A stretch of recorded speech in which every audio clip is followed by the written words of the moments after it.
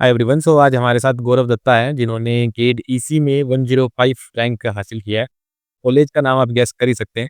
तो गौरव से ही जानते हैं और उनसे बातचीत करते हैं और पता करते हैं उनकी जर्नी के बारे में। So hello Gaurav, you can briefly introduce yourself to our viewers. Hello, sir.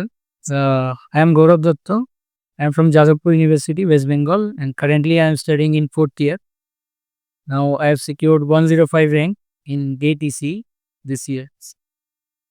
तो थर्ड ईयर में भी आपने अटेम्प्ट दिया होगा, राइट? हाँ, थर्ड ईयर में अटेम्प्ट किया था, लेकिन उसमें रैंक आया था 1139 रैंक आया था। तो उससे मतलब फिर देखा कि क्या गलतियाँ हो रही है, मतलब क्या गलतियाँ हुई।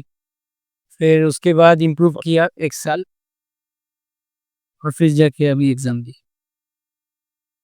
ओके, तो आपने 2024 में प्रेप से कौन-कौन से कोर्सेज़ किए थे? 2024 में एनालॉग किया था थोड़ा बहुत, नेटवर्क थ्योरी किया था। और अभी 2025 में फिर डिजिटल आया और ईएमएफटी के कुछ अच्छे मतलब कॉन्सेप्ट्स थे, जैसे वो रिफ्लेक्शन रिफ्रैक्शन वाला जो टॉपिक्स था, फिर ट्रांसमिशन लाइन का वो वाले टॉपिक्स पढ़े थे इस तरीके का। और मैथ्स में अनिश सर के कुछ वीडियोस देखे थे। Okay, okay. तो आपने प्रिपरेशन में क्या डिफरेंस किया 2024 से 2023 2025 में कि आपका रैंक इतना सही इंप्रूव हो गया? हाँ, 2024 में जैसे मेरे कुछ सब्जेक्ट्स रह गए थे, जैसे ईएमएफटी कम्युनिकेशन पूरा कोर वाला जो टॉपिक्स था इसी का, वो वाले मैंने पढ़ा नहीं थे कुछ भी। कंट्रोल सिस्टम के कुछ टॉपिक्स रह गए थे, जैसे नेक्विस्ट प्लॉट और स्टेट स्पेस वगैरह नहीं पढ़ा था। फिर मैथ्स में भी मतलब ऊपर-ऊपर से ही पढ़ा था, आखिर के प्रोबेबिलिटी वगैरह पूरा छोड़ के चले गए थे। इस तरीके के वो सब्जेक्ट सारे कंप्लीट किए और प्रैक्टिस और थोड़ा बढ़ाया। मतलब 2024 में पीवाईक्यूज़ के ऊपर ही ज़्यादातर था, लेकिन पीवाईक्यूज़ भी पूरा नहीं कर पाया। और इस बार मैंने पीवाईक्यूज़ भी किया, फिर डीपीपीज़ भी सॉल्व किए, इस तरीके के क्वेश्चन सॉल्विंग भी थोड़ा बढ़ाया और रिवीजन का भी टाइम थोड़ा बढ़ा दिया था। तो रिवीजन मतलब इस तरीके की चीज़ें इनकॉर्पोरेट किया, तब जाके वो प्रिपरेशन थोड़ा कंप्लीट हो पाया। हाँ, वो मेरे को याद है हम एफआईक्यू भी डिस्कस कर रहे थे, तो आपने एफआईक्यू भी। हाँ, एफआईक्यू सीरीज़ भी आखिर में देखा था, ताकि थोड़ा और प्रैक्टिस बेहतर हो जाए, क्योंकि उसमें काफ़ी मतलब अच्छे-अच्छे क्वेश्चन्स थे। हाँ, तो उससे पूरा कॉन्सेप्चुअल जो अपना पार्ट होता है वो पूरा बिल्डअप हो जाता है। बिल्कुल। तो आपका सिलेबस कंप्लीशन कब तक हो गया था? मतलब कि एटलीस्ट वीडियोज़ वगैरह देखने का काम हो गया है? वो हाँ, हो वो गया। अक्टूबर तक हो गया था मेरा। अक्टूबर तक सारे सब्जेक्ट्स कंप्लीट हो गए थे। फिर नवंबर से मैंने फुल लेंथ देना स्टार्ट कर दिया था, नवंबर के आखिर से। और फिर दिसंबर में मेरा एक्चुअली कॉलेज का सेमेस्टर आ गया था, तो उसके लिए थोड़ा-सा प्रिपेयर करना पड़ा, तो थोड़ा एक गैप आया था 1 महीने का। फिर जनवरी और फरवरी फिर मैंने फुल लेंथ और रिवीजन से स्टार्ट। अक्टूबर तक सिलेबस खत्म कर। तो कॉलेज प्रेशर मतलब कितना कितना रहता है कि कॉलेज के साथ प्रिपेयर करना कहाँ तक, मतलब किस तरह आप मैनेज कर सकते हो कि कॉलेज के साथ-साथ में आप हाँ, मतलब पे। टाइम मैनेज करना पड़ता है। जब कॉलेज का कुछ आ जाता था, मतलब क्लास टेस्ट वगैरह, कोई भी एग्ज़ाम वगैरह, तो उसके लिए 1-2 दिन पढ़ लेते थे। फिर उसका एग्ज़ाम देके फिर गेट का प्रिपरेशन में लग जाते थे। तो जब कॉलेज का कुछ आता था उसके लिए प्रिपेयर करते थे, फिर गेट में फिर वो टाइम मैनेजमेंट करना पड़ता था। तो ऑलमोस्ट कितने आवर्स मिल जाते थे 1 दिन में? रफली एक मतलब एक रफ आइडिया ऐसे ना, कंसिस्टेंट। एवरेज एवरेज बोले तो 7-8 घंटा निकाल लेता था। 7-8 घंटे गेट के लिए। कॉलेज कितने आवर्स का? कॉलेज कितने आवर्स का रहता था आपका ऑलमोस्ट? कॉलेज में ऐसे अभी 4th ईयर में तो ज़्यादा प्रेशर नहीं होता है, तो उसमें मैनेज हो जाता है। और प्रोजेक्ट्स वगैरह का प्रेशर रहता है 4th ईयर में? हाँ, प्रोजेक्ट्स का? प्रेशर तो नहीं बोलूँगा, लेकिन करना होता है वही जो टाइम मैनेजमेंट। मतलब थोड़ा-सा कुछ काम होगा तो वो कर लिया, फिर उसके लिए थोड़ा-सा टाइम एक्स्ट्रा निकाल लिया, इस तरीके से। तो जैसे आपने बताया कि आपका अक्टूबर तक आपने पूरा सिलेबस कंप्लीशन कर लिया था, तो उसके बाद आपने मेनली टेस्ट सीरीज़ पे फ़ोकस किया या फिर रिवीजन, मतलब किस तरह आप करते थे? हाँ, टेस्ट सीरीज़ रिविज़न पे या मतलब फिर। अपना जो नोट्स है वो पूरा नोट्स मैं अच्छे से बनाता था हमेशा से ही। तो वो नोट्स पूरा रिविज़न करता था। एक्चुअली ज़्यादातर चीज़ें हमारे नोट्स में ही होती है, लेकिन हम भूल जाते हैं। तो वही रिविज़न करता था, ताकि नोट्स में रही हुई चीज़ें कम से कम हम ना भूलें। फिर रिविज़न जैसे टॉपिक वाइज़ टेस्ट लगा देते थे कभी-कभी। और डीपीपीज़ वगैरह थोड़ा बहुत, मतलब कुछ डिफ़िकल्ट सब्जेक्ट्स हुआ, जैसे कम्युनिकेशन, ईएमएफटी, इस तरीके के सब्जेक्ट्स में थोड़ी और ज़्यादा प्रैक्टिस चाहिए होता है, तो उसमें डीपीपीज़ वगैरह में भी जा सकते हैं। और बाकी पीवाईक्यूज़ तो मस्ट है। रिवीजन, पीवाईक्यू और फिर डीपीपी वगैरह, इस तरीके से प्रैक्टिस करते हैं। तो जैसे अगर बात करें पीवाईक्यू, आपने मतलब कितनी बार सोल्व किए? एक बार ही या फिर मल्टीपल टाइम आपने सोल्व किए थे, ऐसा कुछ? हाँ, मतलब 2024 के टाइम में जो-जो सब्जेक्ट्स मैंने किए थे, उसमें तो पीवाईक्यूज़ ही खाली करके गया था। तो वो एक बार हुआ, और 2025 में एक बार फिर से सॉल्व किया था। तो जो सब्जेक्ट्स वहाँ पे हुए थे, उसका दोबारा हो गया, और नहीं हुए थे वो एक बार ही कर पाया इस साल। अच्छा, तो आपने मतलब ईसी के ही सोल्व किए थे या फिर कॉमन सब्जेक्ट्स के अदर पीवाईक्यूज भी? कॉमन सक्सेस के ज़्यादा सॉल्व नहीं कर पाए, थोड़ा बहुत ही सॉल्व कर पाए। जैसे control system, network theory, analog का, इलेक्ट्रिकल इंस्ट्रूमेंटेशन के कुछ-कुछ क्वेश्चंस किए थे, लेकिन ज़्यादातर इसी के ही किए थे। अच्छा, और मैथमेटिक्स में? हाँ, मैथमेटिक्स में मतलब डिफरेंट ब्रांचेस के भी लगाया था मतलब। उसमें मतलब मेरे पास एक बुक था जो मतलब सारे ब्रांचेस का पीवाईक्यू उसमें दिया होता था, तो वो सॉल्व करता था। हाँ, हाँ, वो मिल जाता है। हाँ, हाँ, उस तरीके। तो जैसे जैसे गौरव बता रहे हैं कि उन्होंने पीवाईक्यूज भी सही तरीके से किए, रिवीजन भी पर्टिकुलर टाइम पे किया और सिलेबस कंप्लीशन भी सही से किया। तो इस तरह जब तैयारी करते हैं और फिर टेस्ट सीरीज़ भी लिखते हैं, तो आपका मतलब टेस्ट सीरीज़ में कैसा परफॉर्मेंस रहता था? लास्ट में आते-आते, शुरू का हाँ, ये का इसमें लास्ट? में लास्ट में आते-आते वो मतलब 60 प्लस तो हो जाता था। 60 से 70 के बीच में। और मेरा मतलब एग्ज़ाम में भी वैसा ही मार्क्स आया, 65। और यूजुअल रैंक क्या रहता था आपका टेस्ट सीरीज़ में?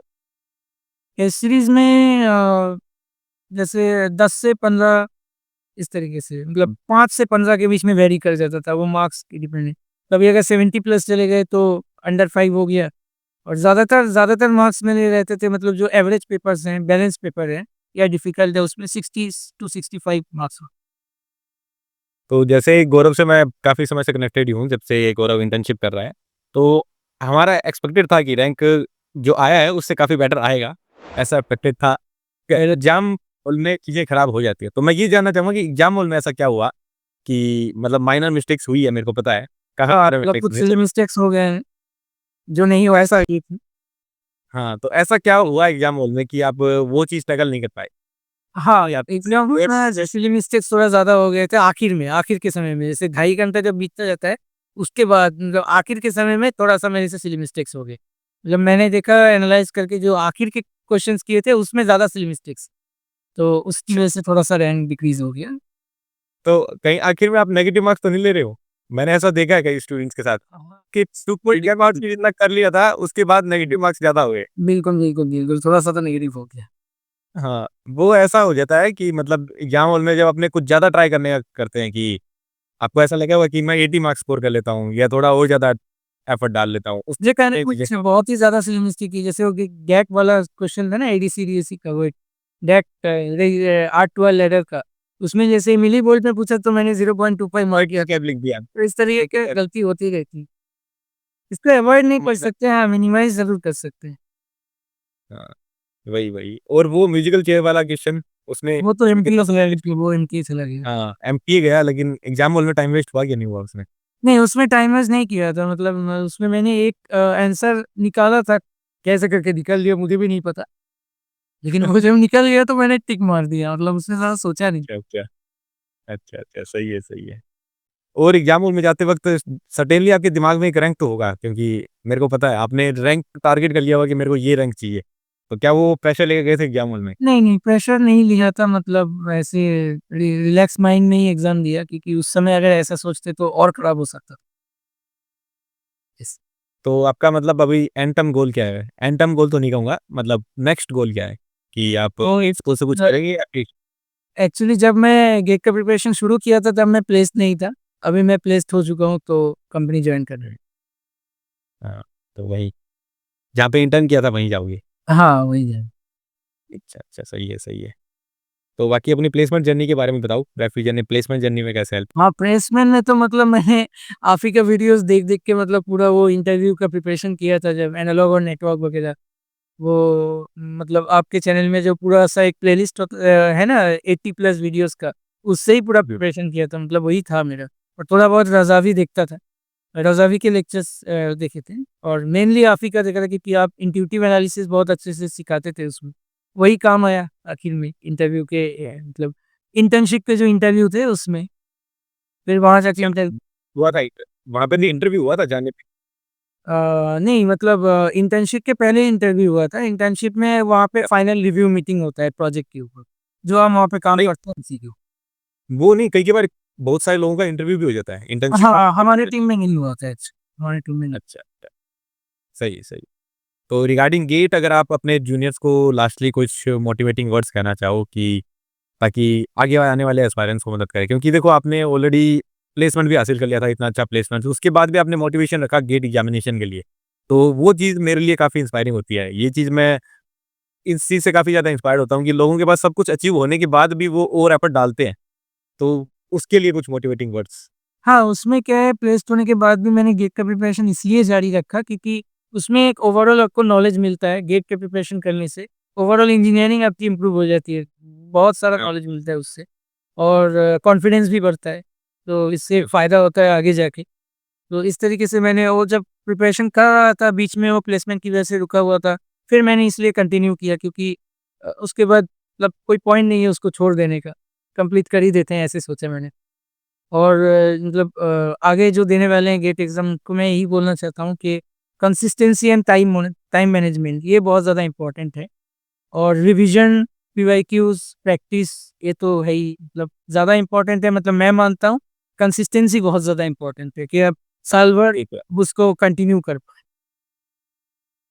जैसे आप लोग काफ़ी इंस्पायर हो सकते हैं कि किसी ने सब कुछ अचीव करने के बाद भी इतने कॉलेज प्रेशर के साथ 7 से 8 घंटे रेगुलर मेंटेन किए हैं और उसके बाद एग्जाम में कितना अच्छा किया है। खैर काफ़ी बेटर डिज़र्व करते थे गौरव, क्योंकि मैं इन्हें पर्सनली जानता हूँ।